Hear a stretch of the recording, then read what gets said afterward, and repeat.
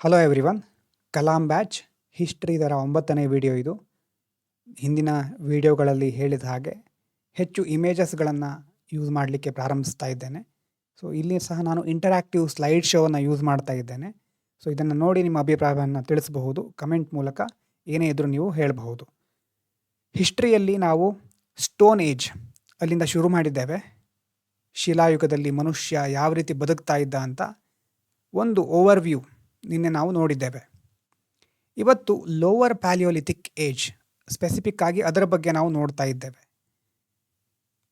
ಒಂದ್ಸರಿ ಕಲ್ಪನೆ ಮಾಡ್ಕೊಳ್ಳಿ, ಆಗಿನ ಕಾಲದ ಒಂದು ಪರಿಸ್ಥಿತಿ. ನಿನ್ನೆ ನಾನು ಹೇಳಿದ್ದೆ ಐಸ್ ಏಜ್ ಅಂತಂದರೆ ವಿಪರೀತವಾದಂಥ ಚಳಿ ಇತ್ತು, ಒಣ ಹವಾಮಾನ ಇತ್ತು. ನೆನಪಾಗ್ತಾ ಇದೆಯಾ? ಆ ಸಂದರ್ಭದಲ್ಲಿ ಮನುಷ್ಯನಿಗೆ ಬೇಕಾಗಿರುವಂತಹ ವಸ್ತುಗಳು ಅಷ್ಟು ಸುಲಭವಾಗಿ ಸಿಗ್ತಾ ಇರಲಿಲ್ಲ. ಯಾವ ಪ್ರಾಣಿ ಆ ಒಂದು ವಾತಾವರಣಕ್ಕೆ ಹೊಂದಿಕೊಂಡು ಬದುಕುತ್ತೋ ಅದು ಮಾತ್ರ ಉಳಿಯುತ್ತೆ. ಸೊ ಪ್ಲೀಸ್ಟೋಸಿನ್ ಎನ್ವೈರ್ಮೆಂಟ್ ಅಂತ ಕರಿತೇವೆ ಅದಕ್ಕೆ, ಅಲ್ವಾ? ಎಲ್ಲ ಕಡೆ ಹಿಮದಿಂದ ಆ ಚಳಿಯಿಂದ ತಪ್ಪಿಸ್ಕೊಳ್ಬೇಕು. ಪ್ರಕೃತಿ ಸಹ ನಮ್ಮ ಸಪೋರ್ಟಿಗಿಲ್ಲ. ಅದರ ಜೊತೆ ತುಂಬ ಕ್ರೂರವಾದ ಪ್ರಾಣಿಗಳಿರುತ್ತೆ, ಅಪೆಕ್ಸ್ ಪ್ರಿಡೇಟರ್ಸ್ ಅಂತ ಕರೀತಾರೆ ಅದಕ್ಕೆ. ಆ ಕ್ರೂರ ಪ್ರಾಣಿಗಳಿಂದ ರಕ್ಷಣೆ ಪಡ್ಕೊಳ್ಳಿಕ್ಕೆ ಮನುಷ್ಯನಿಗೆ ಒಂದು ಆಶ್ರಯದ ಅಗತ್ಯ ಇತ್ತು. ಈಗಿನ ಥರ ಮನೆಗಳನ್ನು ನಿರ್ಮಾಣ ಮಾಡೋ ತಂತ್ರಜ್ಞಾನ ಆವಾಗ ಇರಲಿಲ್ಲ. ಸೊ ಆಗ ಮನುಷ್ಯ ಏನು ಮಾಡ್ತಾನೆ? ತನ್ನನ್ನು ತಾನು ರಕ್ಷಿಸ್ಕೊಳ್ಳಿಕ್ಕೆ ಒಂದು ಎನ್ವೈರ್ಮೆಂಟು, ಇನ್ನೊಂದು ಪ್ರಾಣಿಗಳು, ಇವುಗಳಿಂದ ರಕ್ಷಿಸ್ಕೊಳ್ಳಿಕ್ಕೆ ಮನುಷ್ಯ ಕೇವ್ ಶೆಲ್ಟರ್ ಮತ್ತು ರಾಕ್ ಶೆಲ್ಟರ್. ಕೇವ್ ಶೆಲ್ಟರ್ ಅಂತಂದರೆ ಗುಹೆಗಳಲ್ಲಿ ಬದುಕೋದು, ಅದನ್ನು ತನ್ನ ಆವಾಸ ಸ್ಥಾನಗಳನ್ನಾಗಿ ಮಾಡ್ಕೊಳ್ಳೋದು. ಮತ್ತು ರಾಕ್ ಶೆಲ್ಟರ್, ಬಂಡೆಗಳ ಸಂದಿಯಲ್ಲಿ ಬದುಕೋದನ್ನು ಮನುಷ್ಯ ರೂಢಿಸ್ಕೊಳ್ತಾನೆ. ನಾವಿಲ್ಲಿ ಸ್ಪೆಸಿಫಿಕ್ ಆಗಿ ಭಾರತಕ್ಕೆ ಸಂಬಂಧಪಟ್ಟ ಹಾಗೆ ಲೋವರ್ ಪ್ಯಾಲಿಯೋಲಿಥಿಕ್ ಏಜಿನ ಮುಖ್ಯವಾದ ಸ್ಥಳಗಳು ಮತ್ತು ಭಾರತದಲ್ಲಿ ಯಾವ ರೀತಿ ಪ್ರಮುಖವಾದ ಸ್ಥಳಗಳಿದೆ ಅನ್ನೋದನ್ನು ನೋಡ್ತಾ ಇದ್ದೇವೆ. ಓಕೆನಾ? ಮನುಷ್ಯನ ಪರಿಸ್ಥಿತಿ ಹೀಗಿತ್ತು. ಆವಾಗ ಚಳಿ ಇತ್ತು, ಪ್ರಾಣಿಗಳ ಒಂದು ಕಾಟ ಅಥವಾ ಪ್ರಾಣಿಗಳಿಂದ ತನ್ನನ್ನು ತಾನು ರಕ್ಷಿಸ್ಕೊಳ್ಬೇಕಾಗಿತ್ತು. ಸೊ ಕೇವ್ನಲ್ಲಿ ಮತ್ತು ರಾಕ್ ಶೆಲ್ಟರ್ ಮುಖ್ಯವಾಗಿ ಅವನು ಆಧರಿಸಿರ್ತಾನೆ ಆವಾಗ. ಈಗ ಭಾರತಕ್ಕೆ ಸಂಬಂಧಪಟ್ಟ ಹಾಗೆ ಲೋವರ್ ಪ್ಯಾಲಿಯೋಲಿಥಿಕ್ ಏಜ್ ನೆನಪಿರಲಿ ಅದು. ಆ ಒಂದು ಲೋವರ್ ಪ್ಯಾಲಿಯೋಲಿಥಿಕ್ ಏಜಲ್ಲಿ 3 ಮುಖ್ಯವಾದಂತಹ ರಿವರ್ ವ್ಯಾಲೀಸ್ಗಳು ಅಂತಂದರೆ ನದಿ ಕಣಿವೆಗಳಲ್ಲಿ ಮನುಷ್ಯನ ವಾಸಸ್ಥಾನದ ಮಾಹಿತಿ ಇದೆ ನಮಗೆ. ಮುಖ್ಯವಾದ್ದು 3. ಈ ಭಾರತದಲ್ಲಿ ತುಂಬ ಇದೆ ಈ ಥರ, ಆದರೆ ಪ್ರಮುಖವಾಗಿದ್ದು 3. ಅದರಲ್ಲಿ ಮೊದಲನೇದು ನೋಡಿ, ಸೋಹನ್ ವ್ಯಾಲಿ ಅಂತ. ಮೇಲ್ಗಡೆ ಇರುವಂತಹ ಇಂಡಿಯಾ ಮ್ಯಾಪನ್ನು ನೋಡಿದ್ರೆ ನಿಮ್ಗೆ ಕಾಣಿಸ್ತಾ ಇರಬಹುದು.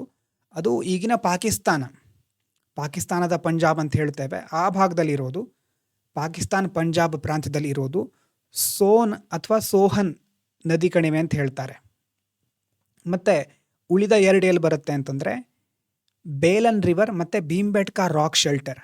ಕೆಳಗಿನ ಮ್ಯಾಪ್ ನೋಡಿ, ಬೇಲನ್ ರಿವರ್ ಅಂತ ಒಂದು 2ನೇ ಅಂಕೆಯಿಂದ ಸೂಚಿತಗೊಂಡಿದೆ ನೋಡಿ. ಅದು ಅಂದರೆ ಉತ್ತರ ಪ್ರದೇಶ ಮಧ್ಯಪ್ರದೇಶದ ಬಾರ್ಡರ್ ಇಲ್ಲಿ ಕಾಣಿಸ್ತಾ ಇರೋದು. ಅದಾದಮೇಲೆ ಅದರ ಕೆಳಗಡೆ ಭೀಮ್ಬೆಟ್ಕಾ ಮಧ್ಯಪ್ರದೇಶದಲ್ಲಿ ಬರೋದು, ಭೀಮ್ಬೆಟ್ಕಾ ರಾಕ್ ಶೆಲ್ಟರ್.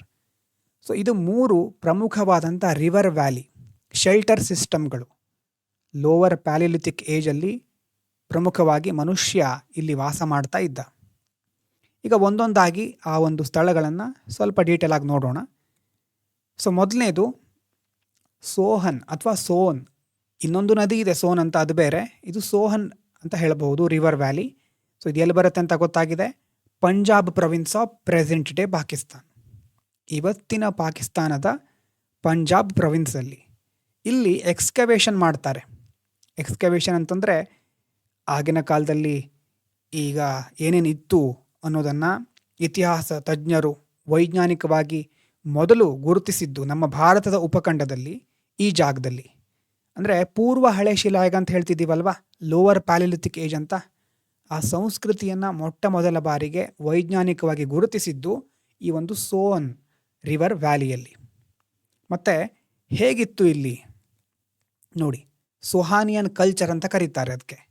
ಸೋನಿಯನ್ ಸಂಸ್ಕೃತಿ ಅಂತ ಹೇಳ್ಬೋದು. ಇಡೀ ಆಗಿನ ಕಾಲದ ಸಂಸ್ಕೃತಿಯನ್ನು ಇತಿಹಾಸಕಾರರು ಏನಂತ ಕರೀತಾರೆ?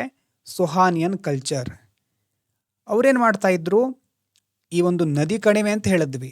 ಸೊ ಆ ನದಿ ಯಾವ್ಯಾವ ರೀತಿಯ ಸಣ್ಣ ಗುಂಡು ಕಲ್ಲುಗಳು, ಪೆಬಲ್ಸ್ ಅಂತ ಹೇಳ್ತೀವಲ್ವಾ, ಅದನ್ನು ತಂದು ಹಾಕ್ತಾ ಇತ್ತು. ತಂದು ಹಾಕಿ ಆ ಭೂಪ್ರದೇಶದಲ್ಲಿ ಯಾವ ರೀತಿ ರಚನೆಗಳಿದೆಯೋ, ಯಾವ ಯಾವ ಸಂಪನ್ಮೂಲಗಳಿದೆಯೋ ಅದನ್ನು ಉಪಯೋಗಿಸ್ಕೊಂಡು ಅವರು ಬೇರೆ ಬೇರೆ ರೀತಿಯಾದಂಥ ಆಯುಧಗಳನ್ನು ತಯಾರಿಸ್ತಾ ಇದ್ರು. ನೋಡಿ, ಪೆಬಲ್ಸ್ ಟೂಲ್ಸ್, ಚಾಪರ್, ರಾ ಮಟೀರಿಯಲ್ಸ್. ನೋಡಿ, ಇದಿಷ್ಟು ಈ ಕಡೆ ಕಾಣಿಸ್ತಾ ಇದೆಯಲ್ವಾ. ಅಂದರೆ ಇಂತಹ ನದಿ ಹೊತ್ತು ತಂದು ಹಾಕಿದಂತಹ ಸಣ್ಣ ಗುಂಡು ಕಲ್ಲುಗಳಿಂದ, ಪೆಬಲ್ಸ್ಗಳಿಂದ ಮಾನವ ಲೋವರ್ ಪ್ಯಾಲಿಯೋಲಿಥಿಕ್ ಏಜ್ನಲ್ಲಿ, ಪೂರ್ವ ಹಳೆ ಶಿಲಾಯುಗದಲ್ಲಿ ಈ ಒಂದು ಸೋನ್ ನದಿ ಕಣಿವೆಯಲ್ಲಿ ಆಯುಧಗಳನ್ನು ತಯಾರಿಸ್ತಾ ಇದ್ದ. ಸೊ ಎಲ್ಲಿ ಬರುತ್ತೆ ಅಂತ ಗೊತ್ತಿರಲಿ, ಇವತ್ತಿನ ಪ್ರೆಸೆಂಟ್ ಡೇ ಪಾಕಿಸ್ತಾನಿನ ಪಂಜಾಬ್ ಪ್ರೊವಿನ್ಸಲ್ಲಿ. ಆಮೇಲೆ ಮುಖ್ಯವಾಗಿ ಅಲ್ಲಿರುವಂಥ ಟೂಲ್ಗಳು ಹೇಗಿತ್ತು? ಪೆಬಲ್ಸ್ ಅಂತಂದರೆ ಈ ಗುಂಡು ಕಲ್ಲುಗಳು, ನದಿ ತಂದು ಹಾಕಿದಂತಹ ಕಲ್ಲುಗಳಿಂದ ಆಯುಧಗಳನ್ನು ತಯಾರಿಸ್ತಾ ಇದ್ದ. ಇದಾದಮೇಲೆ ಎರಡನೇದು ಬೇಲನ್ ರಿವರ್ ವ್ಯಾಲಿ. ಬೇಲನ್ ರಿವರ್ ಎಲ್ಲಿ ಬರುತ್ತೆ ಅಂತಂದರೆ ಈಗ ಉತ್ತರ ಪ್ರದೇಶದ ಒಂದು ಮಿರ್ಜಾಪುರ ಭಾಗ, ಆ ಒಂದು ಪ್ರದೇಶದಲ್ಲಿ ಬರೋದು. ಇದು ಉತ್ತರ ಪ್ರದೇಶಕ್ಕೆ ಸೇರಿರೋದು ಬೇಲನ್ ನದಿ ಕಣಿವೆ. ಅಂತಂದರೆ ಮೊದಲು ಈಗ ಮೇಲ್ಗಡೆ ಎಲ್ಲ ನೀವು ನೋಡ್ತಾ ಹೋದರೆ ಮುಂದೆ ಗಂಗಾ ನದಿ ಹರಿಯುತ್ತೆ. ಗಂಗಾ ನದಿಯದ್ದು ಉಪನದಿಯಾದ ತೋನ್ಸ್ ಅಂತ ಒಂದು ನದಿ ಇದೆ. ಆ ನದಿಯ ಒಂದು ಸಣ್ಣ ಭಾಗ ಇದು. ಸೊ ಇದು ಬೇಲನ್ ರಿವರ್ ಎಲ್ಲಿ ಬರುತ್ತೆ? ಉತ್ತರ ಪ್ರದೇಶ. ಮತ್ತು ಇಲ್ಲಿ ಪ್ರಮುಖವಾಗಿ ನೋಡಿ, ಸೀಸ್ನಲ್ ಕ್ಯಾಂಪ್ಸ್ ಅಂತಂದರೆ ಇಲ್ಲಿನ ಗುಹೆಗಳು ಹೇಗಿತ್ತು ಅಂತಂದರೆ ಹವಾಮಾನ ಆಧಾರಿತ ವಲಸೆ, ಮೈಗ್ರೇಷನ್ ಅಂತ ಹೇಳ್ತೀವಲ್ವ, ಮೈಗ್ರೇಟ್ ಆಗೋದು, ವಲಸೆ ಹೋಗೋದು. ಅಂದರೆ ಕೇವುಗಳಲ್ಲಿ ಅಥವಾ ಇಲ್ಲಿನ ಗುಹೆಗಳಲ್ಲಿ ಯಾವ ರೀತಿ ಹವಾಮಾನ ಇರ್ತಾ ಇತ್ತು ಅದಕ್ಕೆ ತಕ್ಕ ಹಾಗೆ ಮನುಷ್ಯ ವಾಸಿಸ್ತಾ ಇದ್ದ. ಈಗ ಉತ್ತರ ಪ್ರದೇಶ, ಅದರ ಮೇಲ್ಗಡೆ ಹೋದರೆ ಬೇರೆ ಬೇರೆ ಪರ್ವತಗಳು ನಮ್ಗೆ ಕಾಣ್ತಾ ಹೋಗುತ್ತೆ ಅಲ್ವಾ. ಹಾಗಾಗಿ ಆ ಪರ್ವತಗಳಲ್ಲಿ ಒಂದು ವೇಳೆ ತುಂಬ ಹಿಮ ಇದ್ದರೆ, ತುಂಬ ಹಿಮಪಾತ ಆದಾಗ ಈ ಕೆಳಗಿನ ಕಣಿವೆಯ ಗುಹೆಗಳಲ್ಲಿ ಬಂದು ವಾಸ ಮಾಡ್ತಾ ಇದ್ದ. ಒಂದು ವೇಳೆ ಹವಾಮಾನ ಸಹಜ ಸ್ಥಿತಿಗೆ ಬಂದಾಗ ಬೇರೆ ಕಡೆ ಪ್ರಯಾಣ ಮಾಡ್ತಾ ಇದ್ದ. ಈ ರೀತಿ ಕ್ಲೈಮೇಟ್ ಮೈಗ್ರೇಷನ್ ಆಗ್ತಾ ಇತ್ತು. ಆ ಒಂದು ಕಾನ್ಸೆಪ್ಟ್ ಇಲ್ಲಿ ನಾವು ತಿಳ್ಕೋಬೇಕು. ಸೊ ಅದಾದಮೇಲೆ ಈ ಒಂದು ಪ್ರದೇಶದಲ್ಲಿ, ಈ ಬೇಲನ್ ಕಣಿವೆ ಅಂತ ಏನು ಹೇಳ್ತೇವೆ, ಈ ಪ್ರದೇಶದಲ್ಲಿ ಲೋವರ್, ಮಿಡಲ್, ಅಪ್ಪರ್ ಮತ್ತು ಮೀಸೋಲಿಥಿಕ್, ನಿಯೋಲಿಥಿಕ್ ಹೀಗೆ ಸ್ಟೋನ್ ಏಜಿನ ಬಹಳ ಇಡೀ ಇತಿಹಾಸವನ್ನು ನಾವು ನೋಡಿದ್ರೆ ಎಲ್ಲ ಹಂತಗಳ, ಆ ಹಳೆಯ ಶಿಲಾಯುಗದಿಂದ ನವ ಶಿಲಾಯುಗದ ತನಕ ಬೇರೆ ಬೇರೆ ರೀತಿಯಾದಂತಹ ಪದರಗಳನ್ನು ನಾವಿಲ್ಲಿ ನೋಡ್ಬೋದು. ಸೊ ಇಲ್ಲಿ ಅದೆಲ್ಲ ಯುಗಗಳ ಎವಿಡೆನ್ಸ್ ಸಿಗುತ್ತೆ. ಅಂದರೆ ಒಂದಾದ್ಮೇಲೆ ಒಂದು ಹಂತದಲ್ಲಿ ಮನುಷ್ಯರು ಇಲ್ಲಿ ವಾಸ ಮಾಡಿದ್ದಾರೆ. ಆ ರೀತಿಯಾಗಿ ಸ್ಟ್ಯಾಟಿಗ್ರಾಫಿ ಅಂತ ಹೇಳ್ಬೋದು. ಒಂದು ಲೇಯರ್, ಹಳೆಯ ಲೇಯರ್ ಇದೆ, ಅದರ ಮೇಲೆ ಮಿಡಲ್ ಪ್ಯಾಲಿಯೋಲಿಥಿಕ್ ಲೇಯರ್ ಇದೆ. ಸೊ ಈ ರೀತಿ ತುಂಬ ಎವಿಡೆನ್ಸ್ಗಳು ನಮಗಿಲ್ಲಿ ಸಿಗುತ್ತೆ. ಸೊ ಬೇಲನ್ ರಿವರ್ ವ್ಯಾಲಿ ಅಂತಂದರೆ ಉತ್ತರ ಪ್ರದೇಶ. ಮತ್ತು ಮನುಷ್ಯ ಮುಖ್ಯವಾಗಿ ಹಿಮಪಾತ ಆದಾಗ ಅಲ್ಲಿಂದ ತಪ್ಪಿಸ್ಕೊಳ್ಳಿಕ್ಕೆ ಇಲ್ಲಿ ಬಂದು ವಾಸ ಮಾಡ್ತಾ ಇದ್ದ. ಅದ್ರ ಜೊತೆ ಯಾವಾಗ ಹವಾಮಾನ ಸಹಜ ಸ್ಥಿತಿಗೆ ಮರಳುತ್ತೋ ಮತ್ತೆ ಬೇರೆ ಕಡೆ ಪ್ರಯಾಣ ಮಾಡ್ತಾ ಇದ್ದ. ವಿಂಟರ್ ಮತ್ತು ಸಮ್ಮರ್ ಕ್ಲೈಮೇಟ್ ಹೇಗಿರುತ್ತೋ ಅದಕ್ಕೆ ತಕ್ಕ ಹಾಗೆ ಮೈಗ್ರೇಟ್ ಆಗ್ತಾ ಇದ್ದ. ಇದಾದಮೇಲೆ ಬಹಳ important ಭೀಮ್ಬೆಟ್ಕಾ rock shelter. ಇದಿರೋದು Raisen district, ಮಧ್ಯಪ್ರದೇಶದಲ್ಲಿ. ಮೇಲ್ಗಡೆ ಇಂಡಿಯಾ ಮ್ಯಾಪು, ಕೆಳಗಡೆ ಮಧ್ಯಪ್ರದೇಶದಲ್ಲಿ ಎಲ್ಲಿದೆ ಅಂತ ಇದೆ ನೋಡಿ ಕರೆಕ್ಟಾಗಿ. ಭೀಮ್ಬೆಟ್ಕಾ ರಾಕ್ ಶೆಲ್ಟರ್ ಅಂತ ಕರೀತಾರೆ. ಇಲ್ಲಿ ರಾಕ್ ಶೆಲ್ಟರ್ ಇದು ಅಂದರೆ ಮುಖ್ಯವಾಗಿ ಮನುಷ್ಯ ಈ ಒಂದು ಭೀಮ್ಬೆಟ್ಕಾ ಪ್ರದೇಶದಲ್ಲಿ ಬಹಳ ವರ್ಷಗಳ ಕಾಲ, ಅಂತಂದರೆ ಶಿಲಾಯುಗದಲ್ಲಿ ಅತ್ಯಂತ ಹೆಚ್ಚು ಮನುಷ್ಯನನ್ನು ಆಕರ್ಷಿಸಿದಂಥ ಜಾಗ ಅಂತ ಹೇಳ್ಬೋದು. 100 ನೈಸರ್ಗಿಕ ಗುಹೆ ಇದೆ ಇಲ್ಲಿ. ಪೂರ್ವ ಹಳೆ ಶಿಲಾಯುಗದಲ್ಲಿ ಮಾತ್ರ ಅಲ್ಲ, ಮಧ್ಯ ಮತ್ತು ಉತ್ತರ ಹಳೆ ಶಿಲಾಯುಗ, ಮಿಡಲ್, ಅಪ್ಪರ್ ಪ್ಯಾಲಿಯೋಲಿಥಿಕ್ ಏಜ್ ಅಂತ ಹೇಳ್ತೀವಲ್ವ, ಅದು ಮುಂದೆ ಸಹ ಮನುಷ್ಯ ತುಂಬ ವರ್ಷಗಳ ಕಾಲ ಈ ಭೀಮ್ಬೆಟ್ಕಾದಲ್ಲಿ ವಾಸಿಸ್ತಾ ಇದ್ದ. ಹಾಗಾಗಿ ಇದು ಇಲ್ಲಿ ನೋಡಿ ವರ್ಲ್ಡ್ ಹೆರಿಟೇಜ್ ಸೈಟ್ ಅಂತ ಕರೀತಾರೆ. ಅಂತಂದರೆ ಆ ಒಂದು ಸ್ಟೇಟಸ್ ಸಿಕ್ಕಿದೆ ಇದಕ್ಕೆ, ಭೀಮ್ಬೆಟ್ಕಾ ರಾಕ್ ಶೆಲ್ಟರ್ಸಿಗೆ. ಮತ್ತು ಇಂಟೆನ್ಸ್ಲಿ ಆಕ್ಯುಪೈಡ್ ಅಂದರೆ hundreds of rock shelter used across lower, middle and upper Palaeolithic era. ಮೊದಲೇ ಹೇಳಿದಾಗೆ ತುಂಬ ರಾಕ್ ಶೆಲ್ಟರ್ಸ್ಗಳಿದೆ, ಹಂಡ್ರೆಡ್ಸ್, 100 ಇದೆ. ಇದಾದಮೇಲೆ ಹಾಗಾದರೆ ನಿಮಗೊಂದು ಪ್ರಶ್ನೆ ಬರಬಹುದು, ಅಷ್ಟೆಲ್ಲ ವರ್ಷಗಳ ಕಾಲ ಮನುಷ್ಯನನ್ನು ಯಾಕೆ ಇದು ಆಕರ್ಷಿಸ್ತಾ ಇತ್ತು ಅಲ್ವಾ? ಭೀಮ್ಬೆಟ್ಕಾದಲ್ಲಿ ಯಾಕೆ ಅವನು ಬದುಕದ ಅಥವಾ ಯಾಕೆ ಅಲ್ಲಿ ವಾಸ ಮಾಡ್ತಾ ಇದ್ದ ಅನ್ನುವಂಥ ಪ್ರಶ್ನೆ ಬಂದರೆ, ಮೂರು ಮುಖ್ಯವಾದ ಕಾರಣಗಳು. ಟ್ರಿಪಲ್ ಅಡ್ವಾಂಟೇಜ್ ಆಫ್ ಭೀಮ್ಬೆಟ್ಕಾ ಅಂತ ಕರೀತಾರೆ. ಟ್ರಿಪಲ್ ಅಂತಂದರೆ ಮೂರು. ಮೊದಲನೇದು ನೋಡಿ, ಸೆಕ್ಯೂರ್ ಹ್ಯಾಬಿಟೇಷನ್ ಅಂತಂದರೆ ಪ್ರಕೃತಿ ವಿಕೋಪಗಳಿಂದ ರಕ್ಷಿಸುವಂತಹ ಒಂದು ಬಲಿಷ್ಠವಾದ ಕಲ್ಲು. ಆ ಶಿಲೆ ತುಂಬ ಚೆನ್ನಾಗಿತ್ತು. ಕ್ವಾರ್ಸೈಟ್ಸ್ ಅಂತ ಕರಿತೇವೆ. ಆ ಗುಹೆ ಅಷ್ಟು ಬಲಿಷ್ಠವಾಗಿತ್ತು. ಸೆಕ್ಯೂರ್ ಆಗಿ ಅಲ್ಲಿ ಬದುಕಲಿಕ್ಕೆ ಸಾಧ್ಯ ಆಗ್ತಾ ಇತ್ತು. ಪ್ರಕೃತಿ ವಿಕೋಪ ಏನೇ ಆಗಲಿ ಇಲ್ಲಿ ಅವನಿಗೆ ಚೆನ್ನಾಗಿ ಬದುಕಲಿಕ್ಕೆ ಆಗ್ತಾ ಇತ್ತು. ಸೆಕ್ಯೂರ್ ಹ್ಯಾಬಿಟೇಷನ್ ಮೊದಲನೇದು. ಎರಡನೇದು ರಿಸೋರ್ಸ್ ಅವೈಲಬಿಲಿಟಿ ಅಂತಂದರೆ ಆ ಗುಹೆಗಳ ಸುತ್ತ ಕಾಡುಗಳಿತ್ತು, ಬೇಟೆಗೆ ಪ್ರಾಣಿಗಳಿರ್ತಾ ಇದ್ವು. ಹಾಗಾಗಿ ಅವನಿಗೆ ಆಹಾರ, ಅದರ ಜೊತೆ ಹತ್ತಿರದಲ್ಲೇ ನೀರು ಚೆನ್ನಾಗಿ ಸಿಗ್ತಾ ಇತ್ತು. ರಿಸೋರ್ಸ್, ಬದುಕಲಿಕ್ಕೆ ಏನು ಬೇಕೋ ಅದು ಚೆನ್ನಾಗಿ ಸಿಗ್ತಾ ಇತ್ತು. ಹಾಗಾಗಿ ಅದು ಒಂದು ಕಾರಣ ಭೀಮ್ಬೆಟ್ಕಾದಲ್ಲಿ ತುಂಬ ವರ್ಷಗಳ ಕಾಲ ಅವನು ವಾಸ ಮಾಡಲಿಕ್ಕೆ. ಇನ್ನೊಂದು ಕಾರಣ ಏನು, ರಾ ಮಟೀರಿಯಲ್ ಪ್ರಾಕ್ಸಿಮಿಟಿ ಅಂತಂದರೆ ಆವಾಗೆಲ್ಲ ಶಿಲಾಯುಗ ಅಂತ ಹೇಳಿದ್ವಿ. ಶಿಲೆಯಿಂದಾನೇ, ಕಲ್ಲಿನಿಂದಾನೇ ಉಪಕರಣಗಳನ್ನು ತಯಾರಿಸಬೇಕು ಅಲ್ವಾ. ಉಪಕರಣಗಳನ್ನು ತಯಾರಿಸಲಿಕ್ಕೆ ಗಟ್ಟಿಯಾದಂಥ ಇನ್ನೊಂದು ಕಲ್ಲು ಬೇಕು. ಒಂದು ಕಲ್ಲಿಂದ ಇನ್ನೊಂದು ಕಲ್ಲನ್ನು ಒಡೆದು ಅದಲ್ಲೇ ತನಗೆ ಬೇಕಾದ ರೀತಿ ಆಯಾಮಗಳನ್ನು ಅದಕ್ಕೆ ಕೊಟ್ಟು ಅಲ್ವಾ, ಆ ರೀತಿ ಶೇಪಿಗೆ ಅದನ್ನು ತರ್ತಾನೆ ಮನುಷ್ಯ.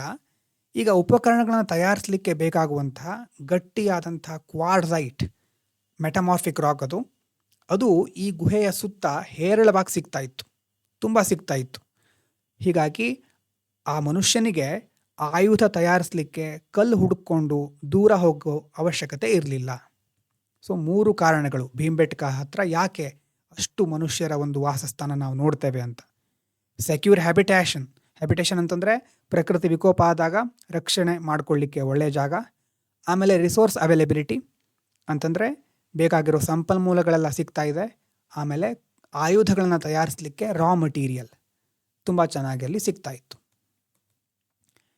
ಇದಾದಮೇಲೆ ಇನ್ನೊಂದು ಪ್ರಮುಖವಾದಂಥ ಅಂಶ, ಭಾರತದಲ್ಲಿ ಬೇರೆ ಎಲ್ಲೆಲ್ಲಿ ಈ ಒಂದು ಲೋವರ್ ಪ್ಯಾಲಿಥಿಕ್ ಏಜಿನ ತಾಣಗಳಿದೆ ಅಂತ ನೋಡಿ.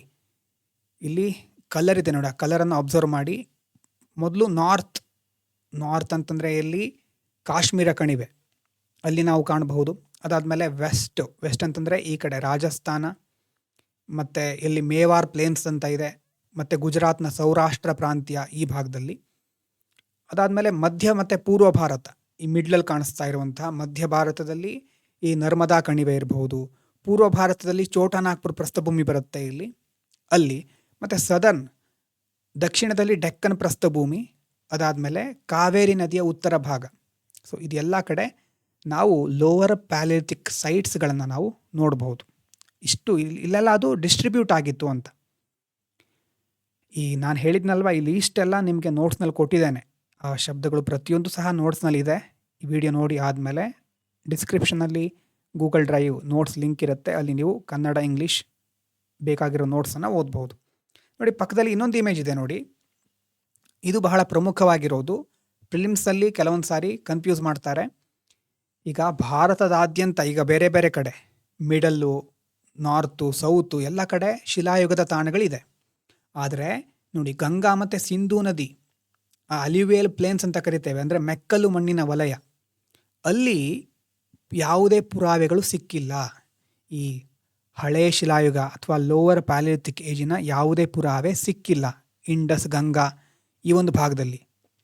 ಯಾಕಂತಂದರೆ ಆಗಿನ ಕಾಲದಲ್ಲಿ ಈ ನದಿ ಕಣಿವೆಗಳು ಹೇಗಿತ್ತು ಅಂತಂದರೆ ಜೌಗು ಪ್ರದೇಶ ಅಂತಂದರೆ ಅಲ್ಲಿ ತುಂಬ ರಾಕ್ಸ್ಗಳು, ಅಂದರೆ ಕಲ್ಲಿನ ಆಯುಧಗಳನ್ನು ಮಾಡಲಿಕ್ಕೆ ಬೇಕಾದಂಥ ರಾಕ್ಸ್ಗಳು ಇರಲಿಲ್ಲ. ಜೌಗು ಪ್ರದೇಶ ಆಗಿತ್ತು ಅದು. ಹಾಗಾಗಿ ಮನುಷ್ಯ ಅಲ್ಲಿ ಹೋಗಿ ವಾಸ ಮಾಡಲಿಲ್ಲ. ಹಾಗಾಗಿ ಈಗ ಈ ಪ್ರದೇಶಗಳಲ್ಲಿ ಯಾವುದೇ ರೀತಿ ಪುರಾವೆಗಳು ಸಿಕ್ಕಿಲ್ಲ. ಅದು ನೆನಪಿರಲಿ. No paleolithic artifacts from alluvial plains of Ganga and Indus rivers. ನೋಡಿ, ಬೇರೆ ಕಡೆನೇ ಇದೆ. ಕಾಶ್ಮೀರ ಮತ್ತು ರಾಜಸ್ಥಾನ, ಗುಜರಾತು, ಮಿಡಲ್ ಇಂಡಿಯಾ ಮತ್ತು ಕೆಳಗಡೆ southern India, centre India, southern India ಅಲ್ವಾ. ಈ ನಾರ್ದರ್ನ್ ಪ್ಲೇನ್ಸ್ ಅಂತ ನಾವೇನು ಕರಿತೇವೆ, ಅಲ್ಲಿ ನಾವು ಈ ಭಾಗದ ಯಾವುದೇ ಸೈಟ್ಸ್ಗಳನ್ನು ನೋಡೋದಿಲ್ಲ. ಓಕೆನಾ, ಅದು ಗೊತ್ತಿರಲಿ. ಇನ್ನು ಮನುಷ್ಯ ಶಿಲೆಯನ್ನು ಬಳಸ್ತಾ ಇದ್ದ, ಆದರೆ ಅದರಲ್ಲೂ ಒಂದು ಟೆಕ್ನಿಕ್ ಇತ್ತು ನೋಡಿ. ಮನುಷ್ಯ ಅಂತಂದರೆ ಸುಮ್ಮನೆ ಈ ಸಿಕ್ಕಿದ್ದೆಲ್ಲ ಶಿಲೆಯನ್ನು ತನಗೆ ಬೇಕಾಗಿರೋ ಥರ ಅಂದರೆ ಮನಸ್ಸಿಗೆ ಬಂದಾಗ ಬಳಸ್ತಾ ಇರೋದಕ್ಕಿಂತ ಟೆಕ್ನಾಲಜಿ ಅಲ್ಲೂ ಅಪ್ಲೈ ಮಾಡ್ತಾನೆ ಅಲ್ವಾ. ಶಿಲೆಯಿಂದಾನೇ ಪ್ರತಿಯೊಂದು ನಡಿಬೇಕು ಅಂತಾದರೆ ಅವನು ಮುಖ್ಯವಾಗಿ ಇಲ್ಲಿ ನೋಡಿ ಕೋರ್ ಮತ್ತು ಫ್ಲೇಕ್ ಅಂತ ಇದೆ, ಎರಡು ಶಬ್ದಗಳು. ಕೋರ್ ಅಂತಂದರೆ ಏನು? ಈಗ ಮನುಷ್ಯ ಒಂದು ಕಲ್ಲು ತಗೊಂಡು ಇನ್ನೊಂದು ಕಲ್ಲು ಜೊತೆ ಬಡಿತಾನೆ, ಅಥವಾ ಒಂದು ಕಲ್ಲು ಇನ್ನೊಂದು ಕಲ್ಲಿಗೆ ಘರ್ಷಣೆ ಆಗುತ್ತೆ. ಯಾಕೆ ಹಾಗೆ ಒಂದಕ್ಕೊಂದು ಘರ್ಷಣೆ ಮಾಡಿಸ್ತಾನೆ ಅಂತಂದರೆ ಅದು ಎರಡು ಉಜ್ಜಿಕೊಂಡು ಅಥವಾ ಅದು ಎರಡರಿಂದ ಇನ್ನೊಂದು ಹೊಸ ಶಿಲೆಯನ್ನು ಅಥವಾ ತನಗೆ ಬೇಕಾಗಿರೋ ರೀತಿ ಆಯುಧಗಳನ್ನು ಅವನು ಮಾಡ್ಕೋಬಹುದು. ಈಗೇನಾಗುತ್ತೆ, ಮನುಷ್ಯ ಏನು ಮಾಡ್ತಾ ಇದ್ದಾನೆ, ಒಂದು ಕಲ್ಲಿಂದ ಇನ್ನೊಂದು ಕಲ್ಲನ್ನು ಹೊಡಿತಾನೆ ಅಲ್ವಾ. ಅದನ್ನು ತೀಕ್ಷ್ಣ ಶಾರ್ಪ್ ಮಾಡ್ತಾ ಇರ್ತಾನೆ ತನಗೆ ಬೇಕಾದ ರೀತಿ. ಹಾಗೆ ಹೊಡೆದಾಗ ಒಂದು ಕಲ್ಲನ್ನು ಇನ್ನೊಂದು ಕಲ್ಲಿಂದ ಹೊಡೆದಾಗ ಕೆಲವೊಂದು ಪಾರ್ಟು ಹೊರಗಡೆ ಬಿದ್ದುಬಿಡುತ್ತೆ, ಸಣ್ಣ ಸಣ್ಣ ಚೂರುಗಳು ಅಲ್ವಾ. ಆ ಕಲ್ಲಿನಿಂದ ಒಡೆದು ಸಣ್ಣ ಸಣ್ಣ ಚಕ್ಕೆ ಥರ ಇರುತ್ತೆ ನೋಡಿ, ಆ ಚಕ್ಕೆ ರೀತಿಯಾದಂತಹ ಚೂರುಗಳು ಬೀಳುತ್ತೆ. ಅದಕ್ಕೆ ಫ್ಲೇಕ್ ಅಂತ ಕರೀತೇವೆ. ಫ್ಲೇಕ್ ಅಂತಂದರೆ ಇಲ್ಲಿ ನೋಡಿ ರೈಟ್ ಸೈಡಲ್ಲಿರೋದು ಇದೆಲ್ಲ ಏನು, sharper chips detached from core block. ಒಂದು ಕಲ್ಲು ಇನ್ನೊಂದು ಕಲ್ಲಿಗೆ ಹೊಡೆಯೋದು, ಅವಾಗ ಕೆಲವೊಂದು ಪಾರ್ಟು ಬೀಳುತ್ತೆ, ಚಕ್ಕೆ ಥರ ಬೀಳುತ್ತೆ, ಅದು ಫ್ಲೇಕ್. ಯಾವುದು ಉಳಿಯುತ್ತೆ ನೋಡಿ ಒಳಗಡೆ ಉಳಿಯೋದು, ಕಲ್ಲಿನ ಒಂದು ಕೇಂದ್ರ ಭಾಗ ಅಂತ ಹೇಳ್ತೇವೆ ನೋಡಿ, ಅದು ಕೋರ್. ಅಂದರೆ ಕೋರ್ ಉಳಿಯುತ್ತೆ, ಇದೆಲ್ಲ ಹೊರಗಡೆ ಬೀಳ್ತಾ ಇತ್ತು. ಅಂದರೆ ಶಿಲಾಯುಗದ ಇಡೀ ಒಂದು ಅವಧಿಯಲ್ಲಿ ನಾವು ಇದನ್ನು ನೋಡ್ತಾ ಹೋಗ್ತೇವೆ. ಈಗ ಲೋವರ್ ಪ್ಯಾಲಿಥಿಕ್ ಟೈಮ್ನಲ್ಲಿ ಮನುಷ್ಯ ಈ ಕೋರ್ ಭಾಗ ಏನು ಉಳಿಯುತ್ತೆ ನೋಡಿ, ಅದರಿಂದಾನೇ ಆಯುಧಗಳನ್ನು ತಯಾರಿಸ್ತಾ ಇದ್ದ. ಅಂದರೆ ಪೂರ್ವ ಹಳೆ ಶಿಲಾಯುಗದಲ್ಲಿ ಲೋವರ್ ಪ್ಯಾಲಿಥಿಕ್ ಏಜಲ್ಲಿ ಮನುಷ್ಯ ಈ ಕೋರ್ ಭಾಗದಿಂದ ಆಯುಧಗಳನ್ನು ತಯಾರಿಸ್ತಾ ಇದ್ದ. ಮುಂದೆ ಆಮೇಲೆ ಈ ಫ್ಲೇಕ್ ಅಂತ ಹೇಳ್ತಿದ್ದೀವಲ್ವಾ, ಅದರಿಂದ ಸಹ ಆಯುಧಗಳನ್ನು ಮುಂದೆ ತಯಾರಿಸ್ತಾ ಹೋಗ್ತಾನೆ. ಮಿಡಲ್ ಪ್ಯಾಲಿಥಿಕ್ ಟೆಕ್ನಾಲಜಿ ಅಂತ ಹೇಳ್ತೇವೆ, ಅಲ್ಲಿ ಅದರಿಂದಾನು ಸಹ ಅದನ್ನು ಯೂಸ್ ಮಾಡಲಿಕ್ಕೆ ಅವಾಗ ಗೊತ್ತಾಗುತ್ತೆ ಅವನಿಗೆ. ಪ್ರಾರಂಭದಲ್ಲಿ ಆ ಒಂದು ಕೋರ್ ಪಾರ್ಟಿಂದ ಮಾತ್ರ ಅವನು ಆಯುಧವನ್ನು ತಯಾರಿಸ್ತಾ ಇದ್ದ. ಕೋರ್ ಅಂತಂದರೆ ಮಿಡಲ್ ಮೇನ್ ಸ್ಟೋನ್ ಅಂತ ಹೇಳ್ಬೋದು. ಫ್ಲೇಕ್ ಅಂತಂದರೆ ಆ ಸ್ಟೋನ್ ಒಂದಕ್ಕೊಂದು ಹೊಡೆದಾಗ ಉದುರುವಂತಹ ಅಥವಾ ಆ ಪಕ್ಕದಲ್ಲಿ ಸುತ್ತಮುತ್ತ ಇರುವಂತಹ ಬೀಳುವಂತಹ ಕೆಲವೊಂದು ಭಾಗಗಳು. ಹಾಗೆ ಕನ್ನಡದಲ್ಲಿ ಹೇಳ್ಬೋದು, ಅರ್ಥ ಆಗಿರ್ಬೋದು ಅಂದ್ಕೊಳ್ತೇನೆ. ಸೊ ಕೋರ್ ಮತ್ತು ಫ್ಲೇಕ್. ಇನ್ನು 3 ಮುಖ್ಯವಾದಂಥ ಟೂಲ್ಸ್ಗಳು. ಮೊದಲನೇದು ಹ್ಯಾಂಡ್ ಆ್ಯಕ್ಸ್ ಅಂತ. ಲೋವರ್ ಪ್ಯಾಲಿಥಿಕ್ ಟೈಮ್ನಲ್ಲಿ ಮನುಷ್ಯ ಯಾವ ರೀತಿ ಟೂಲ್ಸ್ಗಳನ್ನ ಯೂಸ್ ಮಾಡ್ತಾ ಇದ್ದ? ಎಲ್ಲವೂ ಸಹ ಕಲ್ಲಿನಿಂದಾನೇ ಮಾಡಿರೋದು, ಅಂತಂದರೆ ಶಿಲೆಯಿಂದಾನೇ ಮಾಡಿರೋದು. ಮೊದಲನೇದು ಹ್ಯಾಂಡ್ ಆ್ಯಕ್ಸ್ ಅಂತಂದರೆ ಕೈ ಕೊಡಲಿ ಅಂತ ಹೇಳ್ಬೋದು. ನೋಡಿ ಇದು ಹೇಗಿದೆ ನೋಡಿ, ತ್ರಿಕೋನಾಕಾರದಲ್ಲಿದೆ ಅಲ್ವಾ. ಬೇಸು ಅಂತಂದರೆ ಇದರ ಮೇಲ್ಗಡೆ ಸ್ವಲ್ಪ ಈಗ ತ್ರಿಭುಜ ಅಂತ ನಾವೇನು ಹೇಳ್ತೇವೆ ಅಥವಾ ತ್ರಿಕೋನಾಕಾರ ಹೇಳ್ತೇವೆ ಆ ರೀತಿ ಇದೆ. ಕೆಳಗಡೆ ನೋಡಿ ಬ್ರಾಡರ್ ಬೇಸ್ ಇದೆ, ಟ್ಯಾಪರ್ ಟಿಪ್ಪು ಮತ್ತು ಚಾಪಿಂಗು ಸ್ಮ್ಯಾಶಿಂಗಿಗೋಸ್ಕರ ಯೂಸ್ ಮಾಡ್ತಾ ಇದ್ದ. ಹ್ಯಾಂಡ್ ಆ್ಯಕ್ಸ್ ಅಂದ ತಕ್ಷಣ ಕೊಡಲಿ ಅಂತ ಏನು ಹೇಳ್ತೇವೆ, ಇವತ್ತಿನ ಕೊಡಲಿ ಅಲ್ಲ ಅದು. ಅಂದರೆ ಈ ಥರ ಕಲ್ಲನ್ನು ಪ್ರಾಣಿಗಳ ಮೇಲೆ ಜೋರಾಗಿ ಎಸೆದ್ರೆ ಆ ಪ್ರಾಣಿಗಳ ಮೂಳೆ ಮುರಿಯುವಷ್ಟು ಶಕ್ತಿಶಾಲಿಯಾಗಿತ್ತು ಈ ಕಲ್ಲು. ಮಾಂಸವನ್ನು ಕತ್ತರಿಸಲಿಕ್ಕೆ, ಮರಗಳನ್ನು ಸೀಳಲಿಕ್ಕೆ ಈ ಹ್ಯಾಂಡ್ ಆ್ಯಕ್ಸನ್ನು ಮನುಷ್ಯ ಬಳಸ್ತಾ ಇದ್ದ. ಸೊ ಮೊದಲನೇದು ಹ್ಯಾಂಡ್ ಆ್ಯಕ್ಸು. ಎರಡನೇದು ಸೀಳುಗತಿ ಅಥವಾ ಕ್ಲ್ಯಾವರ್ ಅಂತ ಕರೀತಾರೆ. ಅಂತಂದರೆ ಇದು ಹೇಗಿದೆ ನೋಡಿ, ಹ್ಯಾಂಡ್ ಆ್ಯಕ್ಸ್ ಆದರೆ ತ್ರಿಕೋನಾಕಾರದಲ್ಲಿದೆ, ಈ ಕ್ಲ್ಯಾವರ್ ಅನ್ನೋದು ಸ್ವಲ್ಪ ಆಯತಾಕಾರ ರೆಕ್ಟ್ಯಾಂಗ್ಯುಲರ್ ಶೇಪಲ್ಲಿದೆ ನೋಡಿ. ಅಂತಂದರೆ ಒಂದು ಬದಿಯನ್ನು ಉಜ್ಜಿ ಅದು ಚೂಪಾಗಿರುವಂಥ ಅಂಚನ್ನು ತರ್ತಾ ಇದ್ದಾನೆ, ಅದಕ್ಕೆ ಕಟ್ಟಿಂಗ್ ಎಡ್ಜ್ ಅಂತ ಹೇಳ್ತೀವಲ್ವ, ಆ ರೀತಿಯಾದಂಥ ಶೇಪ್ ಇದೆ ಅದಕ್ಕೆ. ಮತ್ತು ಇದನ್ನು ಯಾಕೆ ಯೂಸ್ ಮಾಡ್ತಾ ಇದ್ದಾನೆ ಅಂತಂದರೆ ಪ್ರಾಣಿಗಳ ಬೇಟೆ ಆಡಿರೋ ಪ್ರಾಣಿಗಳಿರ್ತದಲ್ವ, ಆ ಪ್ರಾಣಿಗಳ ಚರ್ಮವನ್ನು ಸುಲಿಲಿಕ್ಕೆ, ಮಾಂಸವನ್ನು ತುಂಡು ಮಾಡಲಿಕ್ಕೆ ಈ ಎರಡನೇ ಕ್ಲೇವರ್ ಅನ್ನುವಂತಹ ಆಯುಧವನ್ನು ಬಳಸ್ತಾ ಇದ್ದ. ಮೂರನೇದು ಪೆಬಲ್ ಟೂಲ್ಸ್, ಈ ಗುಂಡು ಕಲ್ಲಿನ ಆಯುಧಗಳು. ಅದನ್ನು ಈ ಗುಂಡು ಕಲ್ಲು ಅಂತಂದರೆ ಮೊದಲೇ ಹೇಳಿದಾಗೆ ನದಿಯ ನೀರಿನ ಹರಿವಿಗೆ ಸಿಕ್ಕು ಅದೇನಾಗಿರುತ್ತೆ, ನಯವಾಗಿರುತ್ತೆ, ದುಂಡಾಗಿರುತ್ತೆ, ಪೆಬಲ್ಸ್ ಅಂತ ಕರೀತಾರೆ. ಆದಿಮಾನವ ಏನು ಮಾಡ್ತಾನೆ, ಆ ಕಲ್ಲುಗಳ ಒಂದು ಬದಿಯನ್ನು ಮಾತ್ರ ಒಡೆದು ಚೂಪಾಗಿರೋ ಅಂಚನ್ನು ನಿರ್ಮಿಸ್ತಾನೆ ನೋಡಿ, ಕೆಳಗಡೆ ಇದೆ ಸ್ವಲ್ಪ ಚೂಪಾಗಿರೋ ಅಂಚನ್ನು ನಿರ್ಮಾಣ ಮಾಡಿ ಪ್ರಾಣಿಗಳ ಮೂಳೆಯನ್ನು ಹೊಡಿಲಿಕ್ಕೆ. ಆಗಿನ ಕಾಲದ ಮನುಷ್ಯ ಅಲ್ವಾ, ಸೊ ಅದಕ್ಕೆಲ್ಲ ಬಳಸ್ತಾ ಇದ್ದ ಪೆಬಲ್ ಟೂಲ್ಸ್ಗಳನ್ನು. ಹ್ಯಾಂಡ್ ಆ್ಯಕ್ಸ್ ಅಂತಂದರೆ ಸ್ವಲ್ಪ ತ್ರಿಕೋನಾಕಾರದಲ್ಲಿರೋದು, ಆಮೇಲೆ ಕ್ಲೇವರ್ ಅಂತಂದರೆ ಆಯತಾಕಾರ, ಇನ್ನೊಂದು ಪೆಬಲ್ ಟೂಲ್ಸ್ ಅಂತಂದರೆ ಗುಂಡು ಕಲ್ಲಿನ ಆಯುಧಗಳು. ಲೋವರ್ ಪ್ಯಾಲಿಯೋಲಿಥಿಕ್ ಟೂಲ್ಸ್ಗಳಲ್ಲಿ ಬರೋದು ಇದು. ಮತ್ತು ಆವಾಗ ಮನುಷ್ಯ ಬೇಟೆ ಆಡಬೇಕಾದ್ರೆ ಮುಂದ್ಗಡೆ ಒಂದು ಸಿಂಹ ಬಂದಿದೆ ಅಂತಂದರೆ ನಾನು ಮನುಷ್ಯ, ನನಗಷ್ಟು ಶಕ್ತಿ ಇದೆ ಅಂತ ಹೋದರೆ ಸಿಂಹ ಅಲ್ಲೇ ಮುಗಿಸ್ಬಿಡುತ್ತೆ ಕತೆ ಅಲ್ವಾ. ಹಾಗಾಗಿ ಮನುಷ್ಯ ಒಂದು 10ರಿಂದ 20 ಜನರ ಗುಂಪನ್ನು ಮಾಡಿಕೊಂಡು ಗ್ರೂಪ್ ಹಂಟಿಂಗ್ ಅಂತ ಹೇಳ್ತಾರೆ. ದೊಡ್ಡ ದೊಡ್ಡ ಪ್ರಾಣಿಗಳನ್ನು ಬೇಟೆಯಾಡಲಿಕ್ಕೆ ಗುಂಪುಗಳಾಗಿ ವಾಸ ಮಾಡಿ ಒಟ್ಟಾಗಿ ಎಲ್ಲ ಸೇರಿ ಬೇಟೆಯಾಡ್ತಾ ಇದ್ರು. ಮತ್ತು ಆಗಿನ ಕಾಲದಲ್ಲಿ ಬೆಂಕಿನೂ ಆವಿಷ್ಕಾರ ಆಗಿರಲಿಲ್ಲ. ಅಂತಂದರೆ ಫೈರ್ ಅನ್ನೋದು ಅಷ್ಟು ಸುಲಭವಾಗಿ ಅಥವಾ ವ್ಯವಸ್ಥಿತವಾಗಿ ಬೆಂಕಿನ ಬಳಸಲಿಕ್ಕೆ ಗೊತ್ತಾಗ್ತಾ ಇರಲಿಲ್ಲ. ಬೇಟೆಯಾಡಿದ ಮೇಲೆ ಹಸಿ ಮಾಂಸವನ್ನು ತಿಂತಾಯಿದ್ರು. ಸೊ ಈ ರೀತಿ ಮನುಷ್ಯ ಲೋವರ್ ಪ್ಯಾಲಿಥಿಕ್ ಟೈಮ್ನಲ್ಲಿ ಇಷ್ಟೆಲ್ಲ ರೀತಿಯಾದಂತಹ ಕಾರ್ಯಕಲಾಪಗಳನ್ನು ಮಾಡ್ತಾ ಇರ್ತಾನೆ. ಆವಾಗಿನ ಮುಖ್ಯವಾದ ಅಂಶ ಏನು? Core tool. ಒಂದು ಕಲ್ಲನ್ನು ಇನ್ನೊಂದು ಕಲ್ಲಿಗೆ ಹೊಡೆದು ಮೇನ್ ಪಾರ್ಟ್ ಏನು ಉಳಿಯುತ್ತೆ ಆ ಕೋರನ್ನು ಯೂಸ್ ಮಾಡ್ತಾ ಪ್ರಾಣಿಗಳನ್ನು ಬೇಟೆಯಾಡ್ತಾ ಅದನ್ನು ಹಸಿ ಮಾಂಸವನ್ನೇ ತಿಂತಾ ಅಲ್ವಾ ಬೇರೆ ಬೇರೆ ಟೂಲ್ಸ್ಗಳನ್ನು ಮಾಡ್ಕೊಳ್ತಾ ಬದುಕ್ತಾ ಇದ್ದ. ನಿಧಾನವಾಗಿ ಕಾಗ್ನಿಟಿವ್ ಡೆವಲಪ್ಮೆಂಟ್ ಆಗ್ತಾ ಹೋಗುತ್ತೆ. ಮುಂದೆ ಅದು ಯಾವ ಲೆವೆಲಿಗೆ ಮನುಷ್ಯನನ್ನು ತೆಗೆದುಕೊಂಡು ಹೋಗುತ್ತೆ ಅಂತ ಮುಂದಿನ ವಿಡಿಯೋಗಳಲ್ಲಿ ಡಿಸ್ಕಸ್ ಮಾಡ್ತಾ ಹೋಗೋಣ. ಸೊ ಲೋವರ್ ಪ್ಯಾಲಿಥಿಕ್ ಏಜ್, ಅದರ ಮುಖ್ಯವಾದ ಅಂಶಗಳನ್ನು ನೋಡಿದ್ದೀವಿ. ಯಾವುದ್ಯಾವುದು ಇಂಪಾರ್ಟೆಂಟ್ ಸೈಟ್ಸ್ಗಳು, 3 ಸೈಟ್ಸ್ಗಳಿದೆ, ಅದು ನೆನಪಾಗಲಿ.